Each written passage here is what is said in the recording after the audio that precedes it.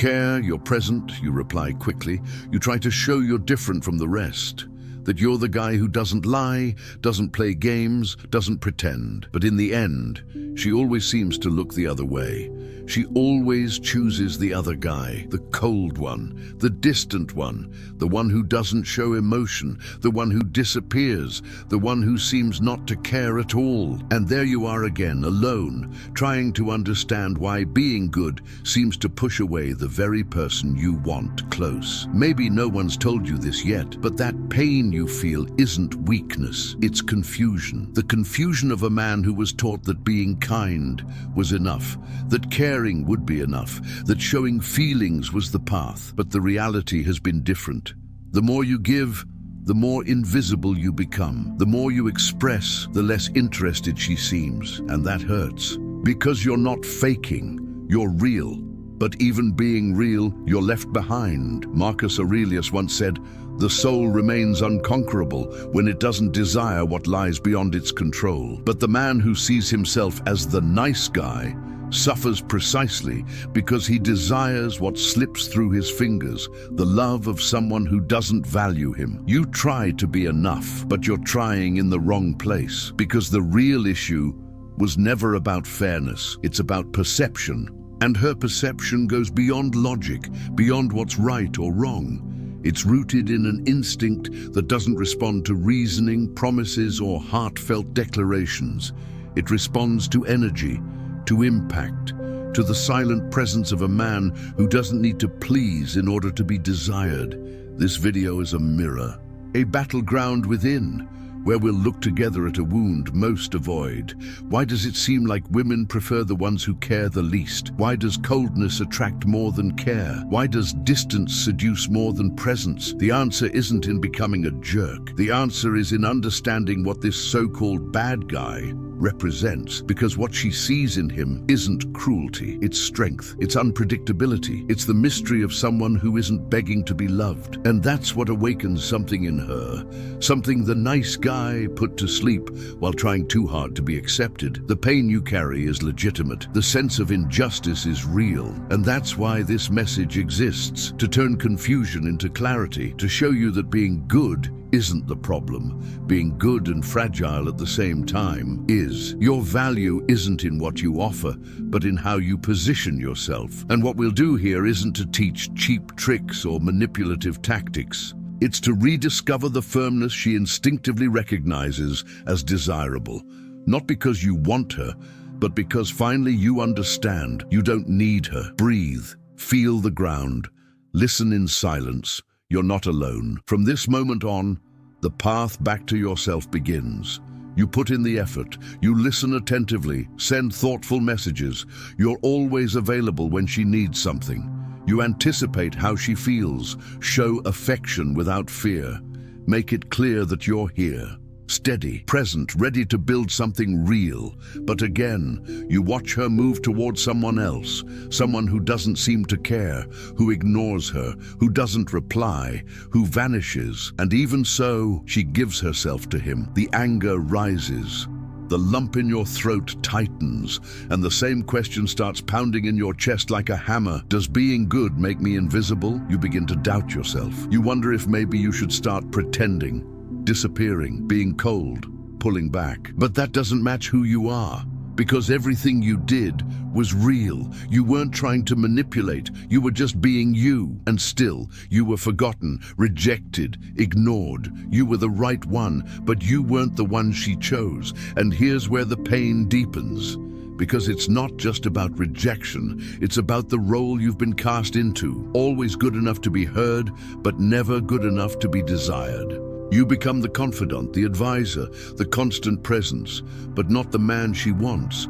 You're the one who comforts her while she falls in love with someone else. That's not just unfair, it's cruel to your identity, because everything you've been told about love doesn't line up with what you're living. And that creates confusion, it creates exhaustion, it creates a silent wound, the sense that the more you give, the less value you seem to have.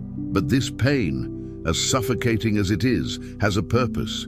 It reveals what needs to be seen. The problem isn't that you're good. The problem is that you're predictable, that you're obvious, that you give everything before being invited. And the worst part is that you do it hoping to be noticed. But the more you chase, the more she runs. This dynamic isn't about merit, it's about unconscious perception. And as long as you believe that showing affection immediately creates connection, you'll keep getting pushed aside. Because desire doesn't grow out of certainty. Desire grows out of absence, of uncertainty, of space. And the man who gives it all too soon leaves no room for her to crave what she already has. What you feel is real, and you're not wrong for feeling it. But now, it's time to see things clearly. You weren't rejected because you're weak. You were rejected because you forgot who you were while trying to be loved.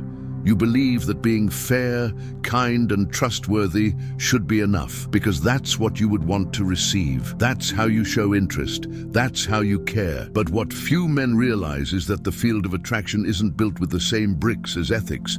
A woman doesn't choose based on fairness. She feels. And what she feels comes from a place far older than any modern logic. Evolutionary psychology explains it clearly. For thousands of years, women survived by choosing men who showed strength, command, and autonomy, not out of whim, but out of necessity. She needed to feel safe with someone who could lead, protect, and endure. And that impression of safety doesn't come from sweet words. It comes from how a man moves in the world and in front of her. The so-called bad guy activates something primal. It's not his cruelty that seduces, but what it symbolizes. He seems untouchable, mysterious, hard to control. He doesn't adapt. He doesn't bow. He walks like a man with a direction. And that posture, even when disrespectful, radiates command. And in the female subconscious, command is still tied to protection and power. Meanwhile, the nice guy explains himself too much, runs too much, gives too much. He tries to win her over with affection, while female desire is sparked by impact, by tension, by a presence that doesn't bend. Not because she likes suffering, but because deep down she wants to admire, not just be taken care of. And that's the paradox. The good man, in his effort to prove his value, loses the very posture that would make him valuable. He thinks that constantly expressing himself is strength, but what she feels is too much. Predictability, a lack of mystery. And what's predictable, even when sincere, rarely holds long-term value. This isn't some cruel law, it's biological reality.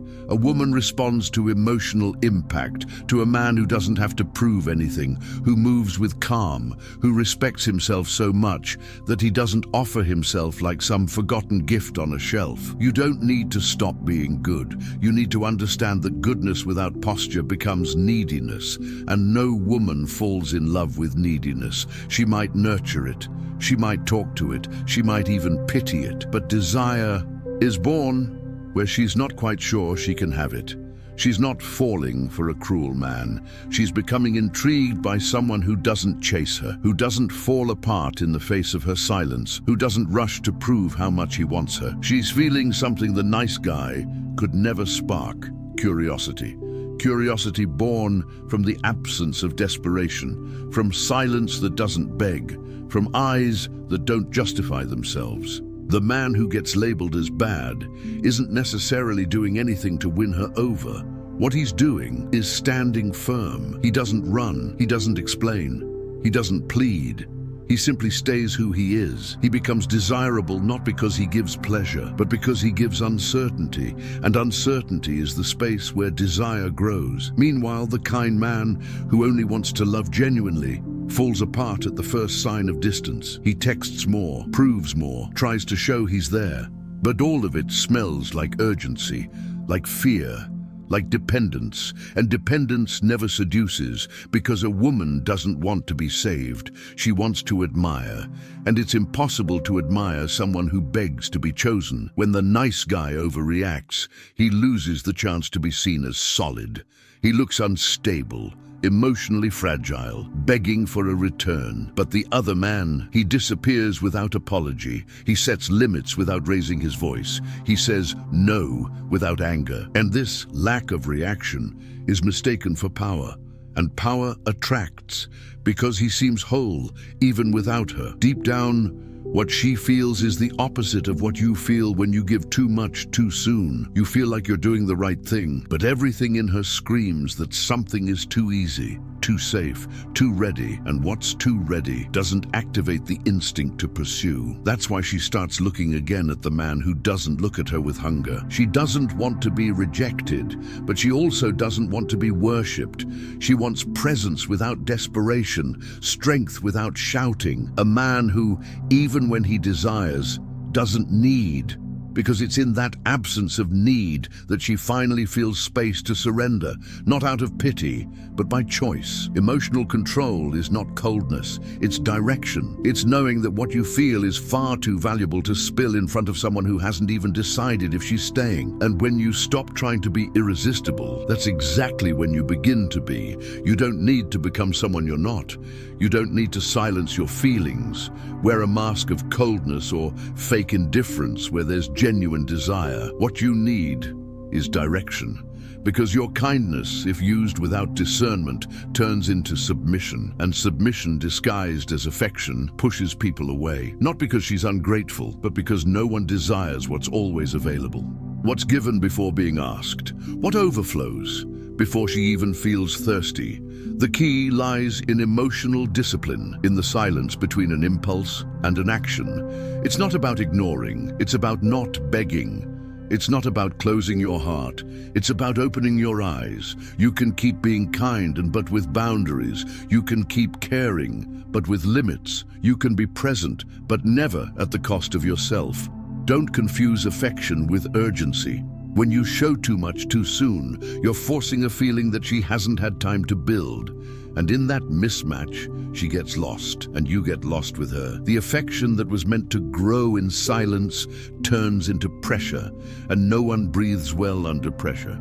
She needs to feel that earning your heart is a process, that there's space between who you are and what you give, and that space is where respect is born, interest, admiration. When you're always available, always ready, always there, without pause, without absence, you erase the very value of your presence. What is too constant becomes invisible. You can continue to be real, but without rushing. You can continue to be trustworthy, but without over-explaining.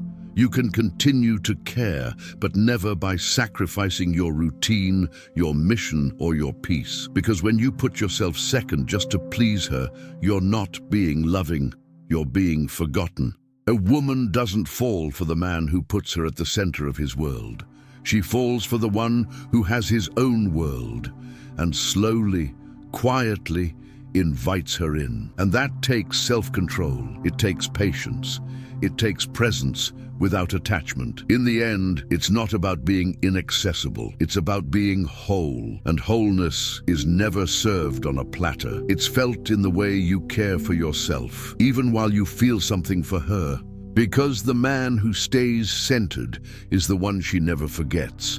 Desire doesn't begin in the mouth. It begins in the body, in the way you enter a room, in the way you occupy space without asking permission, in the way you look, walk, move. As someone who knows he doesn't have to prove anything. The man who doesn't live to please doesn't need to announce himself. He is felt, and what is felt stays. The body language of an insecure man exposes his fear before he says a word. Slumped shoulders, shifting eyes, hurried steps. He looks like he's apologizing just for existing, and that silent apology is read as lack of value. It doesn't matter what he says next. The message was already sent in the silence of his gestures. The grounded man walks differently. He doesn't rush, he doesn't shrink, he doesn't seek approval with every move. He doesn't react to the room, he shapes it. Straight shoulders, steady breath, eyes that don't dart away. There's no arrogance in his posture, there's presence. A presence that says, I know who I am. I'm not here to be accepted. I'm here because I chose to be. That presence is silent but powerful. It draws attention without effort because it communicates what words often hide: security. And security to a woman is magnetic because it says without saying that this man doesn't need her, and that's exactly why he becomes more interesting. His mind reinforces his body. He's not calculating what to say to be liked. He doesn't shapeshift to please. He doesn't adjust his tone to be chosen. He's at peace with his solitude, and that peace is felt. When he speaks, he doesn't raise his voice, but the voice carries weight because it comes from within, from a place where there's no fear, only clarity. The nice guy lives in tension. His body reveals he expects something in return: attention, affection, validation. And that creates an energy of pressure, even if unspoken. But the solid man is light because he's not waiting. He shares what he has, and what he has is consistency. In the end, it's not about learning specific gestures. It's about the way you inhabit yourself. It's about walking like someone who already is, not like someone who needs to be chosen. Because the man who walks as if he owes nothing to the world turns any room into his territory. And that's what she feels when you arrive. It's not the cologne, it's not the clothes. It's the silence of your body saying, I didn't come to chase, I came to exist. Marcus Aurelius once said, what is not good for the beehive is not good for the bee. And what he teaches is simple, yet profound. There's no point in seeking approval from everyone if, in the process, you erase yourself. There's no use in being good if your goodness is born from neediness. There's no value in love if the love you give is a desperate cry to be seen. The problem isn't being kind. The problem is being kind and fragile at the same time. Because when you're good but lack firmness, what comes across is not your worth, it's your fear. And fear doesn't attract. Fear doesn't earn respect. Fear doesn't ignite desire. She might see your kindness, but if it's wrapped in insecurity, she will walk away. The so-called bad guy draws her attention not because he's cruel, but because he appears complete, solid, centered. He doesn't need. And that absence of need creates magnetism. He's not begging to be loved. He's living, walking, creating, focused. And when she crosses paths with him, she feels he could leave at any moment. And that risk, that space between having him and losing him, awakens what the nice guy tried to awaken with too many words. But you don't need to become him. You don't need to mimic coldness, pretend disinterest, or wear a mask that doesn't reflect your essence. What you need is to become solid. And solidity is not the absence of emotion, it's presence. It's loving with both feet on the ground. It's feeling, but not folding. It's wanting, but not begging. It's showing up, but never depending. You'll only be remembered when you stop trying to be unforgettable. You'll only be desired when you stop offering yourself out of fear of being forgotten. And you'll only be respected when you choose yourself first, before any external validation. She doesn't want a servant. She wants a pillar, and a pillar doesn't bend to please. It stands tall, even when the world around tries to fall apart. Don't become cruel, become solid, because what she finds attractive isn't cruelty. It's the absence of need. It's the clarity in a man's eyes that even when he feels, he never loses his center. A man who loves with presence, not with desperation.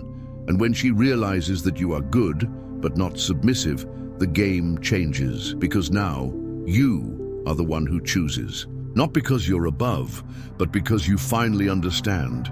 True love begins with self-respect, and that no one can ever take from you.